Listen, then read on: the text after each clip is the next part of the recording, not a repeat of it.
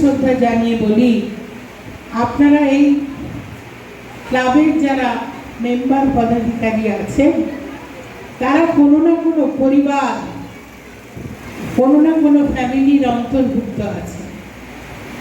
তাদের কাছেও তাদের কারো দাদা, কারো বাবা, মা, দিদি সবাই আছে, দাদু, দিদা, ঠাকুমা প্রত্যেকে আছে।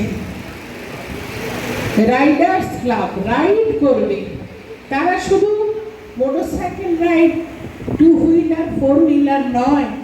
আমি জানি একটি প্রতিবন্ধী মানুষ বলেছিলেন এই ক্লাবের সদস্যরা, তার আজকে আসার কথা ছিল, তো তিনি কি আসবেন? কোথায়? এখনো আসেনি, আসানসোল থেকে আসছেন।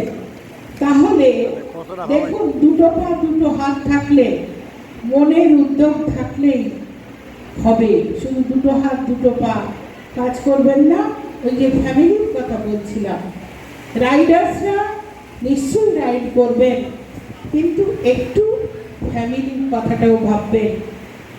স্বামী বিবেকানন্দ যুবকদের চেয়েছিলেন, যুবকদের যেমন মনের উৎসাহ উদ্দীপনাটা শুধু রাইডে নয়, সমাজটাকে তারাও গিয়ার করে কি করে তুলবে, তুলে ধরবে, পৃথিবীর মঞ্চে তাদেরকে তুলে দাঁড় করাবে, ভারতবর্ষ তথা বাংলা, সেটাও কিন্তু তাদেরকে ভাবতে হবে।